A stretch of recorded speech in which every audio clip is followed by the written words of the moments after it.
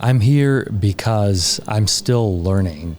I have acquired a business, but there's always more than you can learn. I'm here also to meet and network and connect with more people as well, because a lot of opportunities come out of meeting people and getting to know them. You don't know what opportunities can come about by just simply getting to connect with people. And so I'm here to share my knowledge and also to learn from others as well. So that's a cool point, because you're already invested in the process. You've already implemented, bought a business. Are you done, or are you going to buy more? I'm going to buy more. Yeah, that's for sure. Is it like they were saying this morning, like you can't have one potato chip here? I mean, is it kind of like an addicting process? But very maybe a good addicting. addiction? Very addicting. Yeah. You talk about a dopamine rush when you have signed on the dotted line and acquired a business. What a rush. But then when you're done with that, it's what's next, you know? And so I can't wait to have that same experience over and over and over again. So rewarding. Well, and this is like an extension, because we talked back in February. What has changed since February? What are you working on now? So I'm working on implementing systems and kind of dialing up the processes in the business right now, making things more streamlined, more efficient, generating more revenue into the business. One thing I've learned a lot through going through this acquisitions process is how important it is to connect with people, to connect with the brokers, to connect with the sellers, really establish that connection, the human connection with them, because a lot of that translates over into owning and operating a business. You really need to connect with your managers, the staff and the people in your organization in the same way. And so that human connection element is what I've really learned from being in Kyle's group, and it's really helping me become a better business owner as a result. And you nailed it, business owner. So these are problems business owners have that maybe some high-level executives have in corporate, but most people don't run into these until they own the business. That's so true. I'm learning that more and more now after talking to a lot of other business owners. They don't prioritize that connection with their staff. They don't really prioritize that really well. They think that I just bark orders at them and they do what I want them to do, but then struggle with the production and the morale. And so I've been coaching a lot of people just personally on how to better lead your people, how to become a better leader. And that's an aspect that I feel like a lot of business owners can get better at. And talk to me a little about the networking is one of the reasons you came back. And I've seen at this event, probably half the room have already been through the event or vested in the process, and they're back largely for the networking. What do you get out of that? I mean, I heard you talk a little bit about it. It's helping others and growing yourself. But I mean, there's a lot of events where that's not as valuable as it seems to be here. Yeah, no, these are lifelong friendships. This is my third event that I've attended. And it's really great to meet up with the people that you've known, that followed this journey along with you, to catch up on what you're currently doing, to find out what they're doing. We're giving advice to each other. Plus I'm coaching new people, into, they're thinking about why they want to join Kyle's group, or, should they take the leap of faith? What do I get out of it? And it's really easy for me to just talk about the benefits of it and what I've accomplished and what I've learned and why it's so valuable to take that leap of faith and to go after it. That's rewarding in and of itself. I love that. I just love the giving value to other people. I can see why Kyle keeps doing this, and he pours his heart and soul into everybody when he runs these events. And I experience that myself when I lend a helping hand to others that are thinking about joining the group, or others that are in the group already that are struggling. Yeah. Well, because listen, there's a lot of events where like the event starts, the event happens, the event ends, and you go right back to your life. And the inertia that you felt at the beginning, you may have started to move, but you didn't, not enough to keep it going. So talk a little bit about what you hope when you leave this event. Again, you're already vested, you're already doing the process, you've already financially freed yourself from really you were being paid by the 15-minute appointment, really. I mean, as a doctor, right? you're kind of, as soon as you stop seeing patients, you stop getting paid, but not anymore. So talk a little bit about what this is like after the event. What are you going to take with you? So the event is not over when you're done with this, because the connections you made, the people that you've gotten to know, you're keeping in touch with them, on a regular basis. Also, why I love coming to these events is the borrowed mindset. You're around people that are like-minded. When you go back home and hang out with your circle of friends, they don't understand what you're talking about. And sometimes you can't share the passion of what you know with them because it bores them. It doesn't interest them. And just being around these people gives you a renewed sense of energy that you carry with you into your business, into your daily life when you get back. So I think that's extremely powerful. And I will continue to attend more of these events for sure. Now, but sometimes people, they can't make it, something comes up, it's a struggle. Usually when they say they can't make it, they don't prioritize or the sacrifice.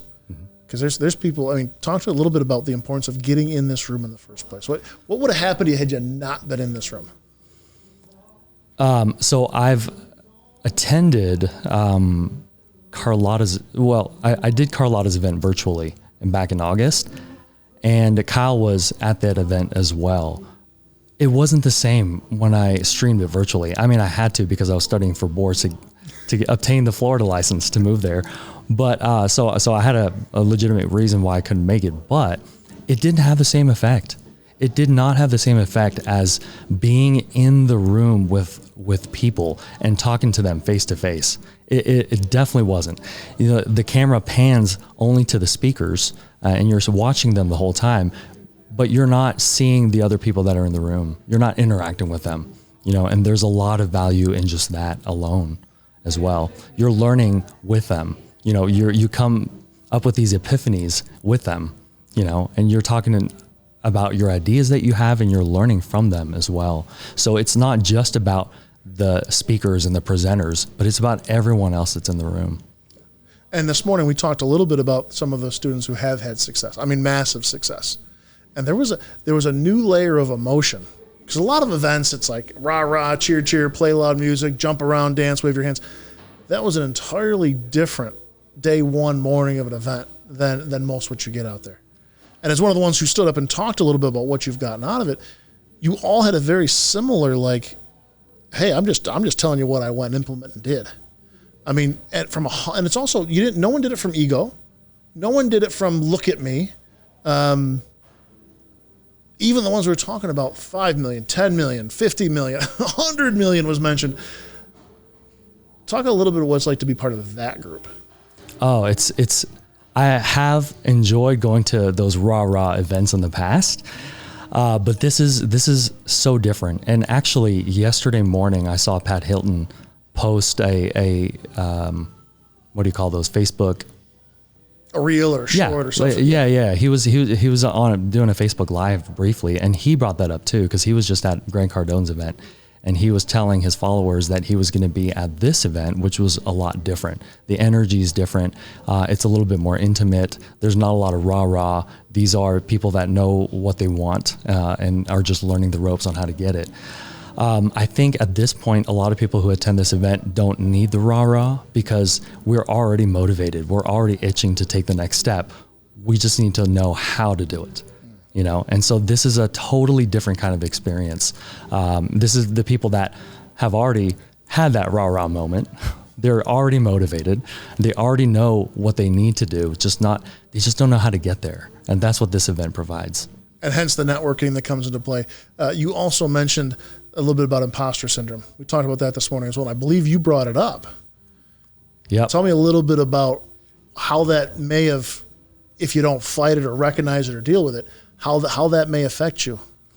It's something I still struggle with, but I have overcome a lot of it. When I first attended Kyle's event, I didn't feel like I belonged there at all. In fact, a part of me felt, what if I just sneak out in the back? Maybe they won't notice because I feel like I don't belong here. I was around people that have already accomplished many things. They said something about there's going to be millionaires in this room and people who've made it that are looking to do deals and stuff like that. And I was like, I don't feel deserving of being here. Even though one would argue, you're a doctor. Why would you have these limiting beliefs why would you have these limiting mindset, right? But I'm still having that medical degree does not make me any more qualified to go through this process and to buy a business. This is very different. I don't have that business background. You know, I know what EBITDA and how to read P&Ls. I know all of that now. I didn't before, you know? So that's why I had that, the imposter syndrome, because people always looked up to me because I had a medical degree, but then I was like, but I know nothing, you know, when I attended the event, you know? So I could feel these negative beliefs coming in and out of my head as I attended Kyle's first event. I could feel it. And I can feel the inner turmoil that my brain was going through, saying, I don't know if I can do this. But then another part of my brain recognized that and was like, no, like, let's quiet down. You can do this. But then that part of me would creep up saying, I don't know, I can't do this. And another part of me was like, you can. And, you know, I had this inner turmoil that was kind of battling itself back and forth. And eventually what had helped with that was me talking. I made it a point at his first event to go up and talk to people who were in my position, you know, people who came in with nothing, no confidence, no background knowledge, and now they've achieved what I want to achieve. They've acquired a business. And so I kind of wanted to get a glimpse into their mindset. What did you have to overcome? What did you go through? You know, and just hearing their journey made me even more confident that I could do it, because I was like, you know, they've gone through the steps. They were at the point that I was at, you know, and they've accomplished it. And of course it helped that they were so encouraging. They're like, you can do this. You got this, you know, and they were so laid back about it, nonchalant. They made it sound like it was simple, you know, and that helped a lot. Well, today they almost all said that same kind of a thing where I had to deal with imposter syndrome. Mm-hmm. Even the ones now who are generating, they've changed their whole legacy in their family, like permanently and forever. And even someone who's, medical doctors, you're one of the most educated people on the planet. And yet none of this stuff was even approached. In fact, you walk into a room with a full medical degree, you're a medical doctor, and you're like, I'm kind of lost here. But it sounded like it was the team that kind of picked you up. So who's are people coming up to you today, or you expect them tomorrow to have those same questions that you had? So it's coming up as I'm meeting these people, you know, so I'm introducing myself, getting to know them, you know, and I'm offering my sort of help and guidance where they need it. You know, I'm here to help you. Like, where are you at with your journey? And just seeing what they're doing. And I'm asking, where's the holdup? You know, and then I dive in a little bit deeper. You know, what's blocking you? What's preventing you from moving forward? You know, and taking this next step. And I'm able to kind of help them with their mindset and kind of squash those limiting beliefs that they have, because I've gone through it, and so I feel qualified to coach them on that. You know.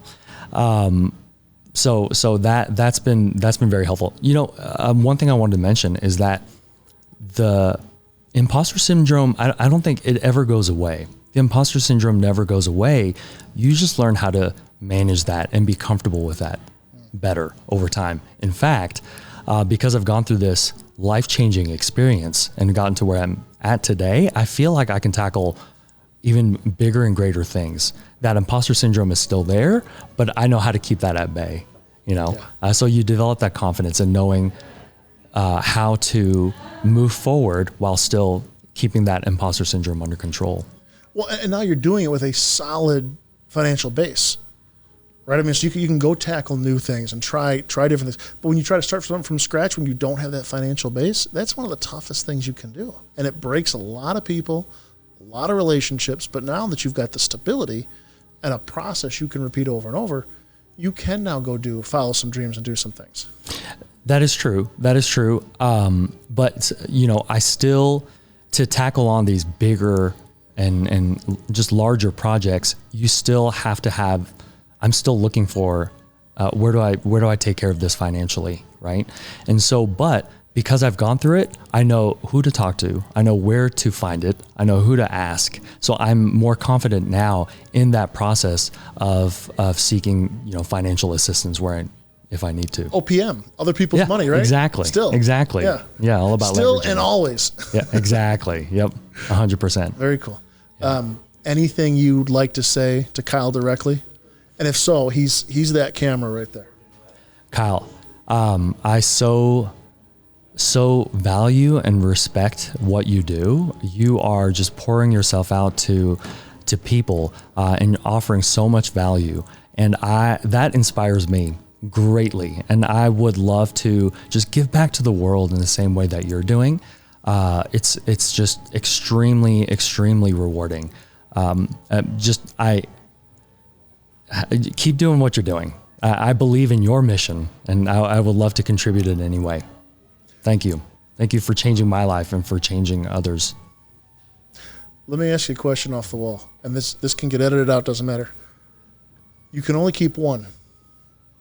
Your medical degree or what you learned at this event? What I learned at this event, 100%, without question.